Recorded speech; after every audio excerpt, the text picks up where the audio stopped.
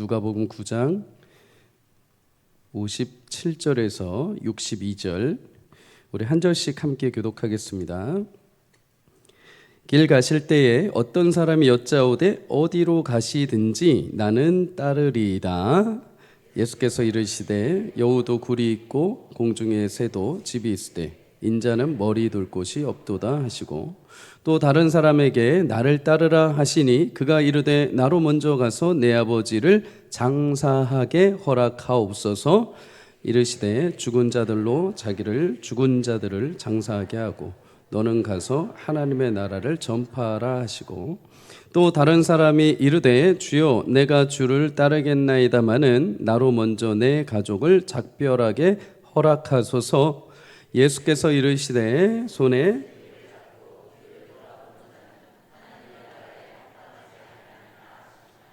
아멘. 오늘 본문은 원래는 51절부터인데 뒤에 부분만 읽었습니다. 오늘 본문을 가지고 예수님을 따르는 삶이라는 제목으로 함께 말씀을 나누겠습니다. 오늘 말씀은 예수님이 갈릴리 나사렛 지방에서 이제 예루살렘으로 올라가시는 길목에서 있었던 이야기입니다. 예루살렘에 크게 세 번을 올라가시는데 이제 마지막 세 번째 올라가시는 길목이죠. 이제 예수님이 십자가 고난을 준비하시기 위해서 올라가는 걸음입니다. 51절에 먼저 이렇게 말씀을 하죠. 예수께서 승천하실 기약이 차감해 예루살렘을 향하여 올라가기로 굳게 결심하셨다. 예수께서 승천하실 기약이 찼다라고 말합니다. 승천하실 기약이 때가 이르렀다. 예수님 자신의 고난과 십자가 죽으심, 그 부활의 때를 알고 계셨습니다. 이 말은 하나님의 뜻을 알고 계셨고 그 기한이 이를 때를 예수님 역시 알고 계셨다라는 것이죠. 사랑하는 여러분, 하나님은 그의 선하신 뜻을 따라 우리 삶에 계획하시고 반드시 이루어 가시는 줄 믿습니다. 그 뜻을 이루기 위한 기한을 하나님은 정해 놓으셨습니다. 근데 우리는 이 기한은 알 수는 없죠. 그런데 하나님은 그 기한을 반드시 정해 놓으셨습니다. 그래서 전도서 3장 1절에 범사의 기한이 있고 천하 만사가 다 때가 있다라고 말씀을 합니다. 예수님이 어린 시절 요셉과 마리아 손에서 자라야 하는 시간이 있으셨고 3년 동안의 공생의 기간을 거치셔야 하는 시간이 있으셨고 십자가에서 죽고 부활하셔야 되는 기간이 있으셨다는 거죠. 하나님 그렇게 정하신 때와 기한에 맞춰서 그의 일들을 아주 정확하게 완성해 가시는 분입니다. 여러분의 인생에도 하나님이 정한 기한과 때가 있는 줄 믿습니다. 시편 102편 13절을 이렇게 말씀합니다. 함께 읽습니다. 시작. 주께서 일어나사 시온을 긍휼히 여기시리니 지금은 은혜를 베푸실 때라 정한 기한이 다가옴이니이다. 아멘. 모두에게 하나님의 정하신 때와 시간이 있습니다. 그리고 그 기한을 따라서 하나님은 시간이 다가오게 하시는 거죠. 여러분, 하나님의 약속은 성취되는 때가 반드시 옵니다. 너무 조급해하지 마십시오. 여러분, 하늘에서 혹시 이렇게 우리 땅을 사진 찍은 거, 인공위성에서 땅을 찍은 것을 보신 적이 있습니까? 한번 이렇게 사진을 딱 보는데 거기에 거대한 이렇게 강물줄기들이 막 이렇게 있는 거예요. 우리나라는 강줄기가 이렇게 크게 있잖아요. 근데 그 강줄기를 여러분 보시면은 강줄기 어느 하나도 직선으로 뻗어 있는 게 없습니다. 꼬불꼬불 하고 갑니다. 어느 하나도 성급하게 바다로 향하지 않습니다. 여러분, 그런데 그렇게 꼬불꼬불하게 가는데 강 모두가 어디로 향합니까? 결국에는 바다로 다 흘러가게 되어 있습니다. 멀리 하나님의 약속의 때를 바라볼 수 있기를 주의 이름으로 축복합니다. 지금 당장 이루어지지 않는다고 해서 너무 조급하게 포기하지 마십시오. 여러분의 삶은 이미 하나님의 역사의 거대한 물줄기 위에 올라 있습니다. 하나님의 약속이 성취되는 때가 반드시 오게 될 줄 믿습니다. 여러분, 말씀을 다시 보면 예수님이 오늘 승천하실 기약에 차서 예루살렘으로 올라가시는데 굳게 결심하셨다라고 말합니다. 결심. 어떤 사람들은 예수님이 억지로 십자가에 오르셨다라고 이렇게 말하기도 합니다. 물론 하나님이 모든 것을 계획하셨습니다. 그런데 예수님은 억지로 십자가에 올라가신 거 아닙니다. 예수님은 사단의 유혹처럼 얼마든지 십자가 안 지실 수 있었습니다. 그냥 사단에게 절하고 이 땅에서 그냥 무궁 영광을 누리실 수 있었습니다. 그러나 예수님은 하나님의 명령 앞에 순종하여 십자가에 오르셨죠. 그러기 위해서 예수님이 무엇을 하셔야 되는가? 굳은 결심을 하셔야 됐다라고 말씀합니다. 여러분, 신앙생활은 나를 구원해 주신 하나님의 그 은혜에 따른 자연적인 반응에서 시작이 됩니다. 그죠? 이 믿음도 물론 하나님이 내게 주셔서 움직이는 반응이죠. 그런데 우리가 신앙생활 종종 하다 보면 마음이 움직여야죠. 마음에 은혜가 있어야죠. 마음에 감동이 있어야죠. 그때 제가 하죠. 이렇게 말씀하시는 분들이 있습니다. 그런데 물론 맞습니다. 그런데 여러분, 그 반응의 열매를 맺는 성도님들 대부분 보면은 어떤 마음들이 있으면 굳은 결심이 있습니다. 내가 은혜를 받아서 하나님 위해서 내가 이렇게 살아야지, 나 앞으로 하나님 위해서 더 귀한 마음으로 열매 맺어야지 하면서 사모하는 마음으로 결심이라는 것을 하게 되죠. 예전에 청년부를 담당할 때 하나님 구원의 은혜에 너무 감사해서 한 청년이 자신의 그 청년의 시기를 11조를 드리는 장면을 봤습니다. 청년의 시기를 한 20살에서 30살 딱 10년이라고 계산을 하면 그 중에 10년이 1년이죠. 11조가 1년. 청년회 때 가장 그 에너지 넘치는 그 10년 중에 1년을 하나님 앞에 드리는 겁니다. 그래서 휴학하고 1년 동안 캄보디아 가서 단기 선교를 하고 돌아오는 겁니다. 누가 시킨 거 결코 아닙니다. 분명 은혜에 따른 자연적인 반응인데 그 꽃을 피우기 위해서는 굳은 결심이 필요한 거죠. 물론 여러분, 주를 위해서 내가 결심한다고 해서 그것이 지금 당장 꽃이 피우거나 때로는 반대로 실패한 것처럼 보일 때도 있습니다. 베드로가 그랬죠. 지금 당장 내가 다른 사람들은 다 떠나도 나는 주님을 떠나지 않겠습니다 하고 후원장담하고 결심했습니다. 그런데 예수님의 십자가 앞에서 배반하고 도망쳐 버리죠. 그러나 예수님은 베드로의 그 고백과 그 결심의 진실성을 굉장히 중요하게 보셨습니다. 베드로가 그 말할 때는 그냥 생각 없이 한 말은 아닙니다. 진짜 마음에서 그 당시에는 우러나서 한 말이죠. 예수님 그 마음을 기억하시고 예수님 부활하신 이후에 베드로 찾아가십니다. 그리고 그의 결심이 헛되지 않도록 열매 맺게 해주시죠. 모압 여인 룻도 마찬가지입니다. 시어머니 나오미의 아들과 결혼을 했는데 그 아들이 죽어버리죠. 여러분, 이제 이방 여인 이 며느리 룻은 자신의 고향 땅에 그냥 살면 됩니다. 나오미는 베들레헴으로 돌아가려고 하죠. 이때 룻이 나오미를 끝까지 붙들고 나도 따라가겠습니다 라고 말합니다. 나오미 시어머니가 굳이 너 오지 마라, 너 이 모압 땅 고향에서 새로운 삶을 살아라 하고서 자유를 주려고 합니다. 그럼에도 끝까지 어머니를 따르겠다고 말하죠.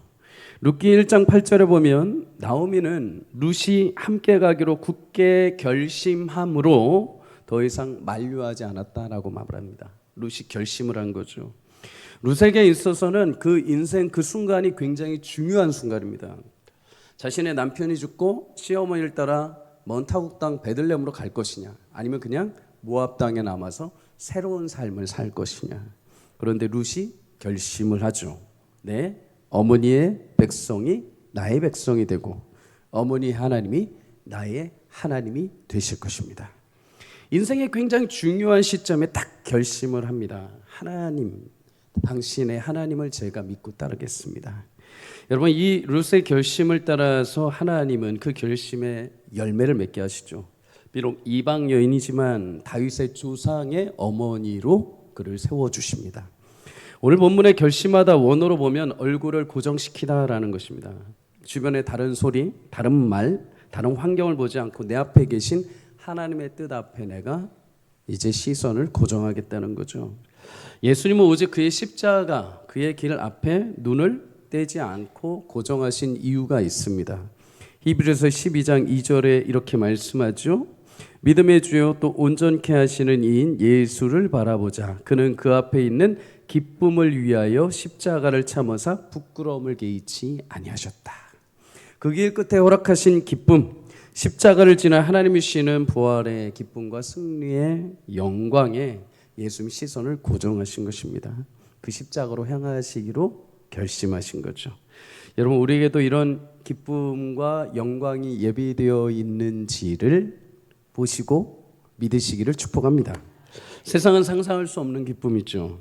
그래서 세상을 이해하지 않습니다. 왜 저렇게 살아가는지. 그러나 우리는 압니다. 그 좁은 길 끝에 마지막에 주어질 그 영광스러운 나라가 있는 것을, 여러분 십자가의 길을 지나서 우리에게도 허락되신 그 승리의 영광을 바라보며 굳은 결심을 하며 주님과 함께 그 길을 걸어갈 수 있기를 축복합니다. 여러분 예루살렘을 향해 가실 때 예수님은 사마리아를 지나가시려고 했습니다. 그래서 제자들을 먼저 사마리아에 보내셔서 먼저 유숙할 곳을 찾게 하시죠. 그런데 유대인들에게 반감이 있던 사마리아인들은 예수님 일행이 오는 것을 거부합니다. 못 들어오게 하죠. 사마리아인들은 과거에 아수르에 의해 침략당했을 때 혼혈 민족이 되어버립니다. 그래서 유대인들이 멸시했죠. 사마리아인들도 유대인들을 가까이 하지 않았습니다. 그래서 유대 예루살렘에서 예배하는데, 예루살렘 성전에서 절기를 드릴 때 사마리아인들은 참석을 못했습니다. 못 오게 했습니다. 그래서 자신들은 자신들만의 그리심산이라는 곳에 예배 처소를 만들어서 예배했었죠. 또한 사마리아인들은 유대인들이 예루살렘의 절기를 지키기 위해서 자신들의 땅을 지나가는 것을 허용하지 않았습니다. 그래서 모두 못 지나가게 만들었죠. 53절에 보면 예수님 일행이 예루살렘을 향해 가시기 때문에 이들이 거부했다라고 말합니다. 예수님이 그냥 단순히 절기를 지키기 위해 가시는 유대인 정도로 여겼던 것이죠. 굉장히 빠를 수 있는 길인데 이 길이 막히니까 요단을 건너서 뺑 돌아서 예루살렘으로 가야 하는 일정이 되어버립니다. 여러분 앞에 장애물이 생기면 어떻게 해야 됩니까? 장애물을 치우고 싶어하는 게 우리의 기본 본성입니다. 장애물, 예상치 못한 사마리아인들의 장애물이 생겨버렸죠. 이것을 치우려고 했던 자들이 있습니다. 야고보와 요한입니다. 예수님의 제자 야고보와 요한 별명이 있습니다. 우레의 아들들, 번개와 같이 분노하고 성급하고 성질이 있는 제자들입니다. 이들은 오늘 그 성질이 그대로 본문에 나옵니다. 예수님에게 뭐라고 하는지 아십니까? 오늘 읽지 않았지만 54절에 보면 예수님, 우리가 불을 명하여 하늘로부터 내려 저들을 다 모두 살라버릴까요? 이렇게 얘기합니다. 마음에 보복하고 싶은 거죠. 우리를 못 지나가게 하니까 화가 나는 겁니다. 예수님 그냥 확 쓸어버릴까요? 두 제자가 생각한 방법 여러분 무엇일까요? 예수님을 따르긴 하는데 예수님이 원하시는 방법은 아니죠. 그들이 말한 방법은 세상의 방법입니다. 우리는 기독교를 생각할 때 어떤 신비로운 힘과 능력을 가지고 세상을 쓸어버리고 뒤집어야 한다고 생각할 때가 있습니다. 여러분 그것이 야고보와 요한이 생각한 방법입니다. 주께서 주신 권능을 가지고 불의한 세상, 앞에 장애물과 같은 사람이 있다면 다 깨끗이 뒤집어야 한다는 거죠. 그런데 여러분 이런 세상의 방법, 육에 속한 방법은 지금은 옳아 보일지 모르지만 그로 인해서 자신마저도 상처를 입게 됩니다. 마태복음 26장에 보면 예수님이 끌려가실 때 베드로가 이거 참지 않습니다. 베드로가 옆에 있던 군사의 칼을 빼어가지고 대제사장의 종 말고의 귀를 쳐버립니다. 귀가 잘려나간 거죠. 예수님이 이때 말고의 귀를 붙드시고 그를 치료해 주십니다. 그러면서 제자들에게 이렇게 말씀하시죠. 마태복음 26장 52절에 이에 예수께서 이르시되 네 칼을 도로 칼집에 꽂으라. 칼을 가지는 자는 다 칼로 망하느니라. 세상 방법이 지금 옳은 것처럼 보여도 결국에 그것은 망하는 방법이라는 것입니다. 여러분 예수님은 그런 세상 방법과는 전혀 다른 방법을 사용하기 위해 오셨죠. 그래서 예수님을 따르면서 여전히 그 힘으로 세상 방법을 추구하는 제자들을 단호하게 꾸짖으셨다라고 말합니다. 꾸짖으셨다는 말은 지난주에 말씀드린 것처럼 사단을 꾸짖으실 때, 병든 자를 꾸짖으실 때 예수님이 사용하신다는 거죠. 여러분 또한 다른 번역본에 보면은 다른 의미가 숨겨져 있습니다. 성경이 있으신 분은 그 본문 55절에 보면 꾸짖으시고라는 단어 옆에 보면 숫자 1이라고 써 있는 것을 보게 됩니다.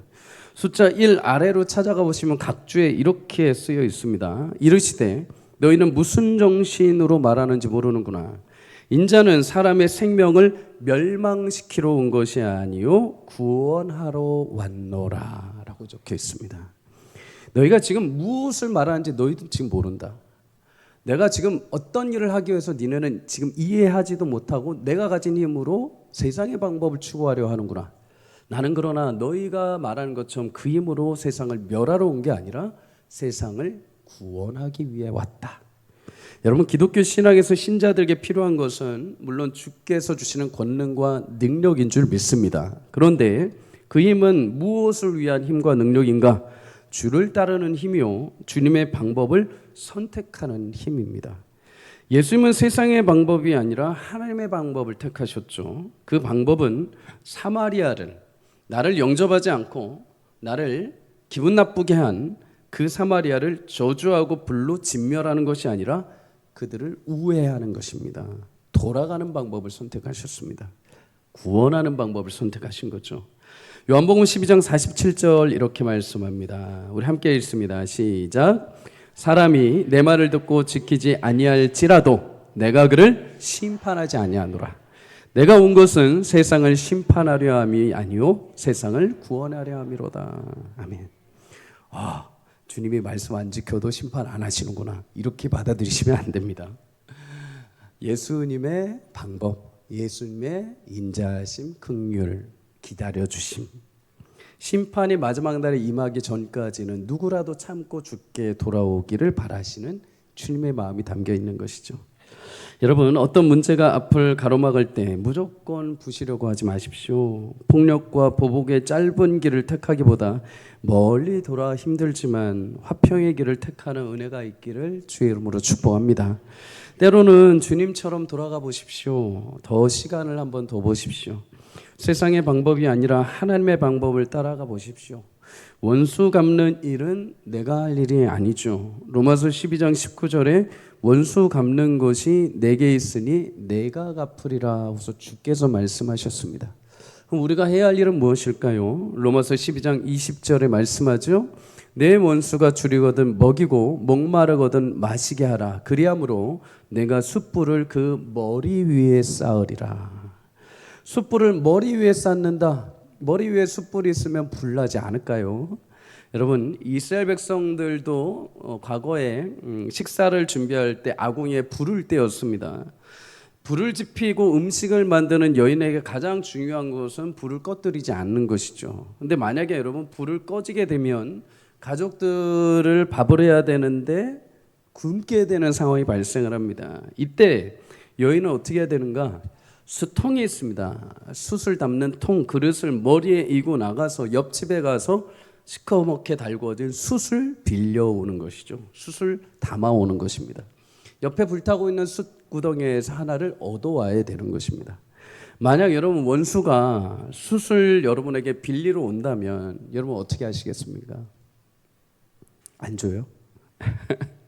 꼴 좋다, 어디 굶어봐라, 이렇게 하시겠습니까? 그냥 돌려보내지 말고 그 숯불을 주라는 것입니다. 그런 행동을 가리켜서 바로 이어서 로마서 12장 21절은 뭐라고 하느냐? 그것이 악에게 지지 말고 선으로 악을 이기는 거라고 합니다. 여러분, 너 숯 없지? 나 예수 믿어서 숯 있어. 숯 없는 게 어디 지금 까불어, 이렇게 하는 게 아니라, 그건 선으로 악을 이기는 게 아니라, 그 방법이 아니라 악한 자가, 너를 괴롭히고 너를 힘들게 한 자가, 너를 애매하게 만든 자가 연약함에 휩싸였을 때 똑같이 위에 서서 보복하지 말고 그를 위로해주고 채워주는 것, 그것이 선으로 악을 이기는 것, 그것이 하나님의 방법이라는 것입니다. 에스겔 18장 23절은 말합니다. 주 여호와의 말씀이라 내가 어찌 악인이 죽는 것을 조금인들 기뻐하랴. 그가 돌이켜 그 길에서 떠나 사는 것을 어찌 기뻐하지 아니하겠느냐. 여러분, 주의 이 마음이 주의 길을 따라가는 우리에게도 임하기를 주의 이름으로 축복합니다. 주님은 죽이러 오신 분이 아닙니다. 죽임은 예리한 칼날로 잣대로 탁 떼가지고 모두 다 심판하러 오신 분이 아닙니다. 물론 마지막 그 기다림 끝에 반드시 심판으로 임재하시는 그날이 올 것입니다. 그러나 그 전까지는 어느 누구라도 주께 돌아와 그 심판에서 면제되고 구원받기를 원하시는 것이죠. 여러분, 우리가 주님을 따라가는 주의 백성들로 그런 넉넉한 마음이 있기를 주의 이름으로 축복합니다. 마지막으로 여러분, 오늘 본문에 등장하는 세 명의 제자의 이야기가 있죠. 첫 번째 제자는 먼저 예수님 곁에 다가와서 이렇게 말을 합니다. 57절에 주님 어디로 가시든 나는 따르겠습니다. 여러분, 너무 기특하죠? 지금 제자들은 사실 마음이 굉장히 울긋불긋합니다. 막 화가 나 있습니다. 왜요? 가장 빠른 길을 가야 되는데 사마리아인들이 거부했기 때문입니다. 심지어 예수님에게도 화가 나 있습니다. 불로 확 살아버리고 그냥 지나가시지 왜 요단까지 건너서 이렇게 돌아오게 하시나. 근데 이 와중에서도 제가 주님을 따르겠습니다 라고 말하니 얼마나 칭찬할 자입니까? 근데 예수님 칭찬 안 하시고 의미심장한 말씀을 하십니다. 58절 우리 다시 한번 읽습니다. 시작. 예수께서 이르시되 여우도 굴이 있고 공중의 새도 집이 있으되 인자는 머리 둘 곳이 없도다. 여우도 안식할 굴이 있죠. 밤에 들어가서 또는 위기에 처해 있을 때 안식할 굴이 있습니다. 공중의 새도 여러 몇 킬로를 날아서 왔다 갔다 하더라도 밤에 반드시 있어야 되는 보금자리가 있습니다.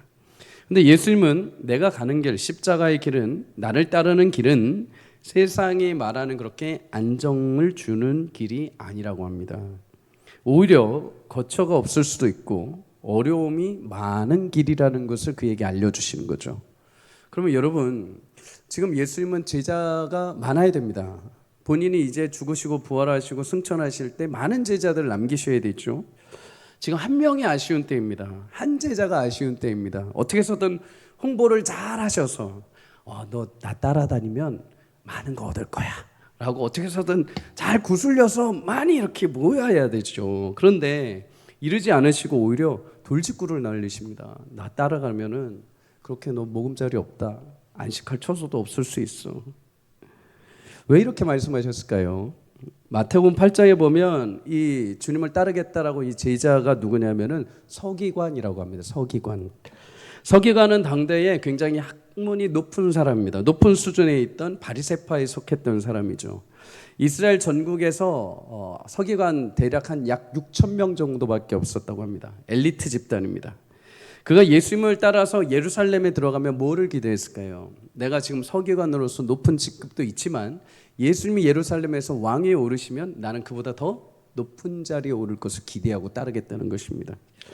예수님은 십자가를 향해서 예루살렘으로 가시는데 서기관은 예수님이 예루살렘에 가셔서 한 자리 하시고 나도 덤으로 그 자리에 앉기를 원한 것이죠. 여러분, 예전에 목사 안수를 받을 때 이제 안수식을 이렇게 했습니다. 2010년도에 목사 안수를 받고 이제 안수 받은 목사님들을 앉혀놓고 이제 축사로 목사님, 노년의 목사님, 머리가 하얗신 목사님 한 분이 이렇게 올라오셨습니다. 목사님이 이제 축사를 하시는데 이렇게 한번 안수받은 목사님들이 이렇게 쓱 물끄러미 한번 지켜보신 거죠. 근데 이렇게 안수받은 목사님들 중에 이렇게 기쁘죠. 감동과 은혜가 있고 기쁘죠. 그 시간들을 거쳐 주님이 부르셨으니까 또 얼마나 그 모진 시간을 지나와서 목사 안수를 받으니까 얼마나 감동했겠습니까? 그러니까 미소를 좀 지으셨나 봐요. 근데 그 모습을 딱 보더니 목사님이 갑자기 막 눈물을 펑펑 흘리시는 거예요. 그러면서 한동안 말이 없는 거예요. 조용해집니다. 근데 첫 마디가 딱 이거였습니다. 이 사람들아, 이 길이 어떤 길인지 지금 알고 가는 것이요. 이 길이 어떤 길인지 지금 알고 가는 길이요. 죽으러 가는 길이요. 죽으러 가는 길. 알고 가는 것이요. 근데 그 노년의 목사님의 그 말귀가 저희한테는 아직도 생생하게 들립니다. 여러분, 예수 믿고 따른다는 거 사실 여러분 우리 죽으러 가는 길이죠. 갈라디아서에서 말씀하십니다. 2장 20절에 내가 그리스도와 함께 십자가에 못 박혀 죽었나니 그런즉 이제는 내가 사는 것이 아니요 오직 내 안에 그리스도께서 사시는 것이라. 고린도전서 15장 31절에도 고백합니다. 나는 날마다 죽노라. 날마다. 여러분, 사람이 어떻게 육신으로 살고 있는데 어떻게 맨날 날마다 죽습니까? 이 말은 내가 육체 가운데 살고 있지만은 내가 육체 가운데 예전에 내가 왕노릇하던 것들, 내가 혈기로 내 생각으로 세상의 방법으로 살던 것들이 이제 십자가 위에서 다 죽고 예수님이 내 안에 왕이 되셔서 예수님의 방법을 따라 살기로 결정되었다는 것입니다.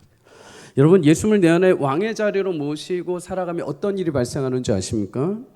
친구들이 떠납니다. 사람들이 나를 멀리합니다. 집에서 예수 믿는다고 핍박받습니다. 회사에서 정직하게 일한다고, 회사에서 바보같이 일한다고 손해받습니다. 억울한 일이 생기기도 합니다. 참아야 됩니다. 속 터집니다. 여러분, 서기관의 입장에서는 직을 박탈당할 수도 있습니다. 그의 친구들, 유대인 친구들에게 너 예수 믿는 자면서 배반자라고 명하고 죽음의 위협까지 찾아올 수 있는 자리죠. 예수님은 지금 이 서기관에게 네가 지금 따르고자 하는 길이 어떤 길인지 알고나 따르겠다고 하는 것이냐고 반문하시는 것입니다. 사랑하는 여러분, 예수님의 제자로서 우리는 감당해야 될 대가가 필요합니다. 신앙을 지키다 보면 세상이 추구하는 일과 거리를 두어야 할 때가 있습니다. 남들은 다 누리는데 나는 그것을 내려놓아야 할 때가 있습니다. 그런데 여러분, 로마서 8장 17절 하반절은 이렇게 말합니다. 우리가 그와 함께 영광을 받기 위하여 고난도 함께 받아야 할 것이냐. 주님을 따르는 길 가운데 때로는 거치는 고난들이 많습니다. 때로 포기해야 될 것들이 많습니다. 때로는 사람들과 거리를 둬야 할 때가 있고 때로는 억울한 일을 당할 때가 있죠. 제약이 왜 안 찾아오겠습니까?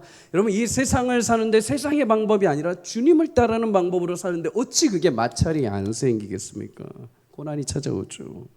근데 여러분, 주를 위한 고난이라면 그만큼 주님이 더 큰 위로와 은혜를 베풀어 주십니다. 고린도서 1장 5절은 하나님 약속하십니다. 함께 읽습니다. 시작. 그리스도의 고난이 우리에게 넘친 것 같이 우리가 받는 위로도 그리스도로 말미암아 넘치는도다. 아멘. 고난이 많이 찾아온다고 합니다. 그런데 그 고난을 덮고도 남을 기쁨의 은혜로 주님이 위로로 채워주십니다. 여러분, 끝까지 주를 바라볼 수 있기를 축복합니다.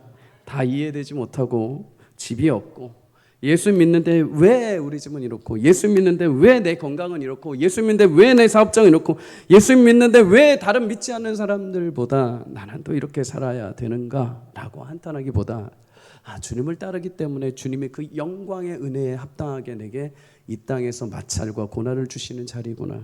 그리고 여러분, 주님께서 그 마찰과 고난에 합당하게 더 큰 위로로 여러분들의 삶에 충만하게 채우시는 기쁨이 있을 줄 믿습니다. 더 큰 위로로 채우실 주님을 바라보며 여러분, 우리에게 주어진 귀한 제자의 삶을 믿음으로 걸어갈 수 있기를 축복합니다.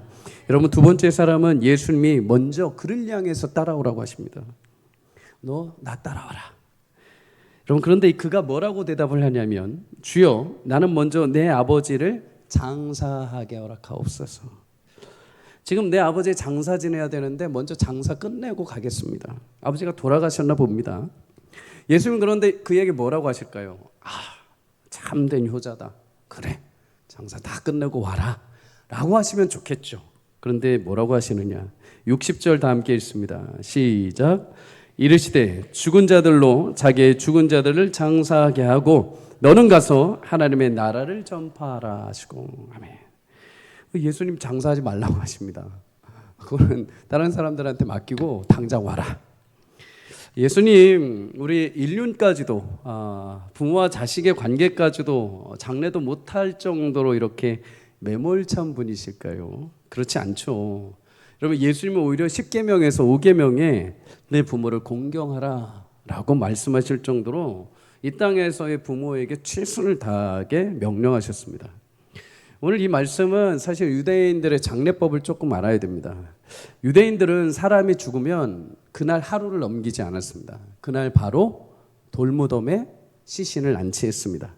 신명기 21장 23절에 보면 나무에 달린 자, 곧 죽은 자는 그날 하루를 넘기지 말고 그를 내려서 장사하라고 합니다. 하루를 넘기지 말고. 이 말에 따라서 유대인들은 그날 바로 죽으면 그날 안에 장사를 했죠. 예수님도 그날 죽으신 그날을 넘기지 않습니다. 그날 저녁이 되기 전에 아리마대 요셉의 무덤에 장사가 되시죠. 그럼 먼저 사람들은 그렇게 그날 바로 돌무덤에 시신을 안치합니다. 이게 1차 장례입니다. 그 1년 동안 기다립니다. 1년이 지나면은 시신이 이제 뼈만 남게 되겠죠.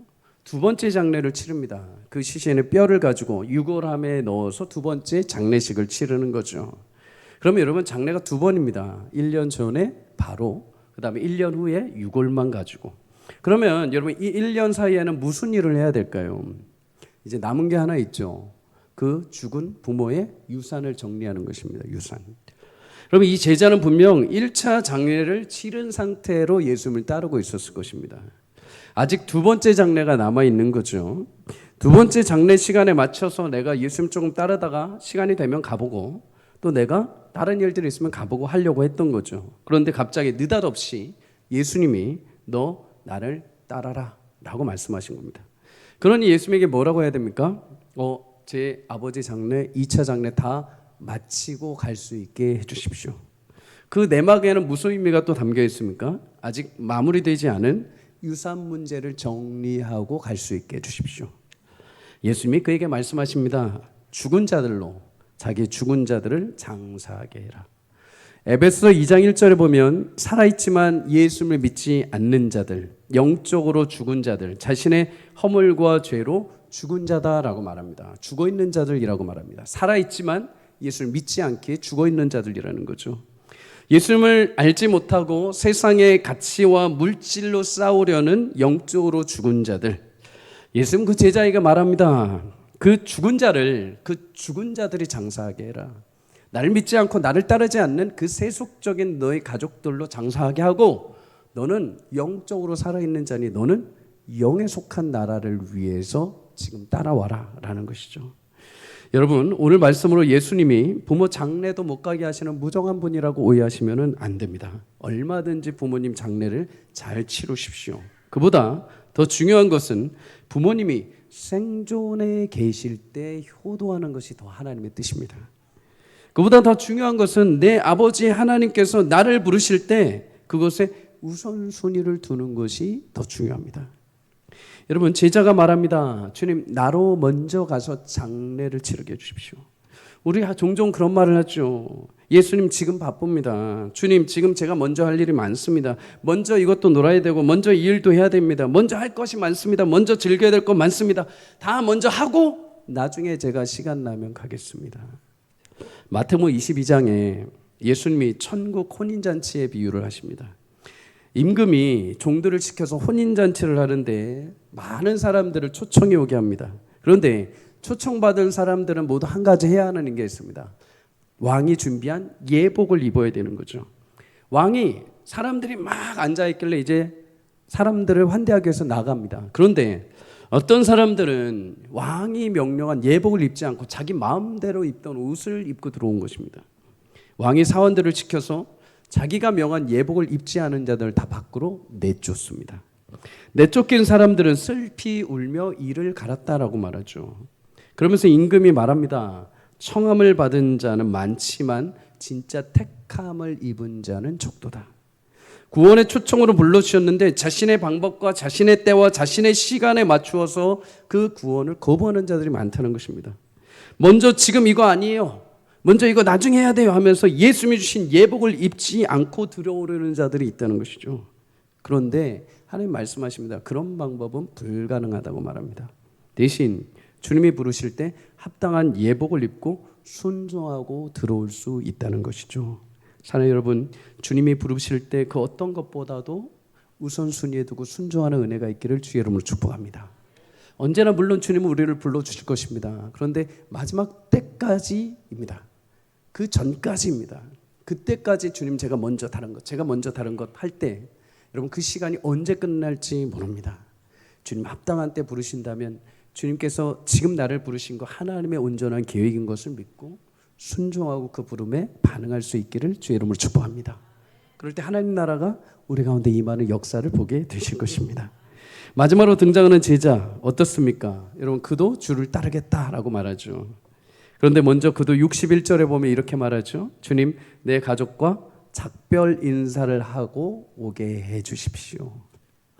참, 오늘 본문은 전하는 저도 그렇지만 듣는 여러분도 마음이 굉장히 힘드실 겁니다. 예수님이 이 얘기만큼은 그래, 가족 귀하지, 갔다 와라 하면 얼마나 좋으시겠습니까? 그런데 예수님 조금 더 센 말 하십니다.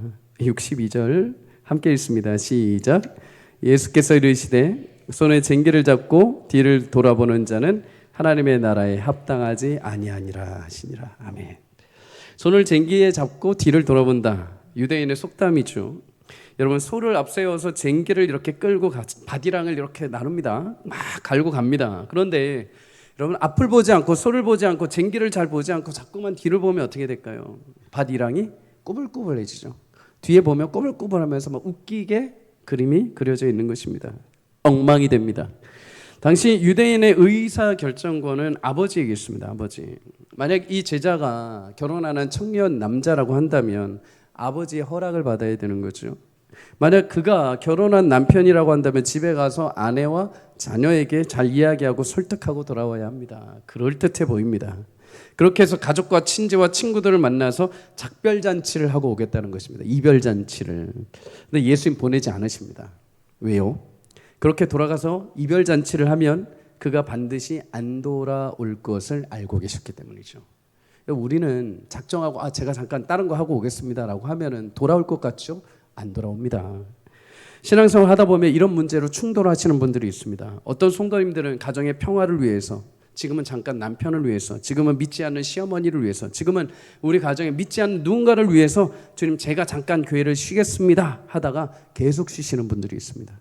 근데 여러분 죄송하지만 그렇게 교회를 쉬시는 분들 가운데 교회에 돌아오시는 분들 많지가 않습니다. 여러분 가족 친지와 친구들과 불편해지는 것을 두려워하기보다 하나님과 불편해지는 것을 두려워할 수 있기를 주 이름으로 축복합니다. 어제 남자 성장반 우리 집사님들하고 대화를 하는데 저에게도 많은 도전과 위로가 되었습니다.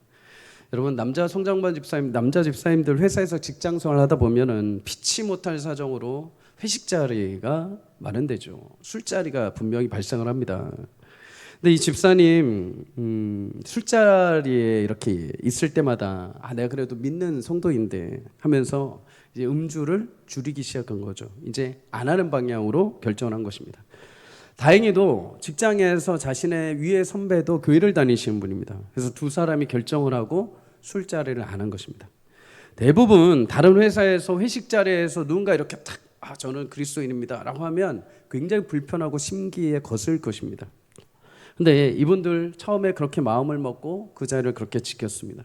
근데 말씀하시기를 나중에 시간이 지나면서 자신의 그 술자리에서도 마시는 그 교회에 다니는 후배들이 있다고 합니다. 후배들, 자유로운 분들. 근데 그분들이 처음에는 반신반의했는데 시간이 지나면서 이 집사님과 그 상사를 보면서 진정한 그리스도인이 무엇인지를 다시 보게 되었다는 것입니다. 그들을 통해서 그 하나님의 살아계심을 다시 인식하고 신앙이 무엇인지를 자기들도 깨닫기 시작했다는 거죠. 여러분 손에 쟁기를 잡고 뒤를 돌아보지 않기를 축복합니다. 자꾸 돌아보면 그 작은 밭고랑도 삐뚤어지게 되어 있습니다. 끝까지 손에 쟁기를 붙들고 걸어가십시오. 여러분 그러면은 여러분 뒤에 그 생긴 그 아름다운 밭고랑으로 예수님이 씨를 뿌리시고 열매를 맺게 하시는 은혜를 주실 줄 믿습니다. 오늘 여러분 예수님이 제자들에게 돌아가지 말라고 하신 이유가 있습니다. 내 곁에 머물러줘. 나 혼자 있으면 쓸쓸해. 이게 아닙니다. 내일 새벽 본문입니다. 누가복음 10장에 보면 예수님이 70인 제자를 세워서 보내십니다. 파송하십니다. 2명씩 70명의 제자를 모으신 거죠. 주님의 권세와 능력을 주셔서 복음을 전하게 파송을 하십니다. 이것을 위해서 제자들을 부르신 거죠. 제자들이 예수님의 권능과 능력을 받아서 2명씩 나가서 전도를 하는데 병이 치료됩니다. 귀신이 떠납니다. 복음을 증거하는 사람들이 예수를 믿습니다. 얼마나 기분이 좋겠습니까? 여러분도 오늘 우리가 예수님 말씀을 딱 듣고서 그렇지 주님 살아계시지 하고 밖에 나가서 막 복음을 전합니다. 근데 막 지나가던 분들이 여러분들 말을 듣고 막 교회가 어디예요? 저도 가겠습니다. 아픈 사람이 있어서 길바닥에서 손대고 딱 기도했는데 막 멀쩡히 걸어갑니다. 얼마나 신이 나겠습니까? 그런 역사가 일어나기를 축복합니다. 역사가 일어날 줄 믿습니다. 주님이 함께 하시면. 그런데 여러분 그런 기쁨과 능력을 가지고 경험하고 죽게 돌아오니까 얼마나 간증이 많겠습니까? 주님께 막 말합니다. 주님 우리가 기도할 때 귀신이 떠났습니다. 병이 났습니다. 너무나 놀라웠습니다. 예수님도 함께 기뻐하시면서 그런데 이렇게 말씀을 하십니다. 누가복음 10장 20절에 그러나 귀신들이 너에게 항복한 것으로 기뻐하지 말고 너희 이름이 하늘에 기록된 것으로 기뻐하라. 아멘. 주님의 부름을 받은 제자들 단순히 이 땅에서 그냥 능력을 받아서 무엇인가를 행하는 기쁨 정도가 아니라 나를 믿고 나를 따르는 자들, 세상에 안식처가 없음에도 나를 믿고 순종하게 따르는 자들, 세상의 부모와의 관계, 물질과의 관계에서도 그 모든 것을 죽은 자들에게 맡겨두고 신실하게 나를 따르는 자들, 가족의 여러 가지 환경과 상황이 있음에도 불구하고 우선순위로 나를 따른 너희에게는 고작 이 땅에서의 화려한 능력이 아니라 너희 이름 하나하나가 나의 생명책에 기록이 되었느니라. 사랑 여러분, 이런 귀한 복된 축복이 우리 가운데 임하기를 축복합니다. 여러분, 우리 모든 주님의 부르심을 받은 자들입니다. 참된 제자라고 하죠. 순종하며 주의 길을 걷는 자들에게 예수님은 이 땅에서의 능력뿐만 아니라 하늘나라의 생명책에 여러분의 이름을 기록해 주시는 은혜를 주실 줄 믿습니다. 마태복음 6장 33절 우리 마지막으로 읽습니다. 시작. 그런즉 너희는 먼저 그의 나라와 그의 의를 구하라. 그리하면 이 모든 것을 너희에게 더하시리라. 아멘. 예수님 그 어떤 것보다도 하나님 나라를 먼저 사모하고 하나님 나라의 의를 구하는 자들에게 모든 것을 더해 주신다고 합니다. 하나님 나라를 위해서 일했더니 우리 가정이 깨지고, 하나님 나라를 일했더니 내 회사의 일이 쫓겨나고, 그런 게 아니라 하나님 나라의 일을 구했더니 내가 할 수 없는 방법으로 하나님 우리 가정을 덮으신다는 겁니다. 내가 주님의 은혜를 사모하고 주님의 은혜를 우선순위에 두었을 때 내가 직장에서 사업장에서 내가 감당할 수 없었던 짐을 주님이 져주시고 주님의 역사로 이루신다는 것입니다. 사랑하는 여러분, 주님의 제자로 주님께서 일하실 것을 기대하며 주의 길을 함께 걸어갈 수 있기를 축복합니다. 네, 요즘 세상은 우리로 하여금 이제는 이런 말씀들이 이건 옛날에나 가능했지 지금은 불가능합니다 라고 말하게 만드는 세상입니다. 그러나 여러분 기억하십시오. 주님은 6,000년 전에 하셨던 그 창조 시기에 말씀하셨던 것, 여자의 후손으로 네 머리를 내가 박살내겠다라고 하셨던 그 하나님의 원초적인 명령을 6,000년 이후에, 2,000년 이후에 여러분 예수 그리스도를 통해서 완성하셨습니다. 하나님의 말씀은 살아계십니다. 오늘 그 말씀은 능력 있고 여러분의 가는 길을 이끌어 가실 것입니다. 주님의 말씀을 따라 귀하게 예수님을 닮아 하나님 나라를 세워가는 귀한 복되의 삶이 오늘 한 주간의 여러분의 삶이 되는 축복이 있기를 주의 이름으로 간절히 소망합니다. 함께 우리 찬양하고 기도하도록 하겠습니다.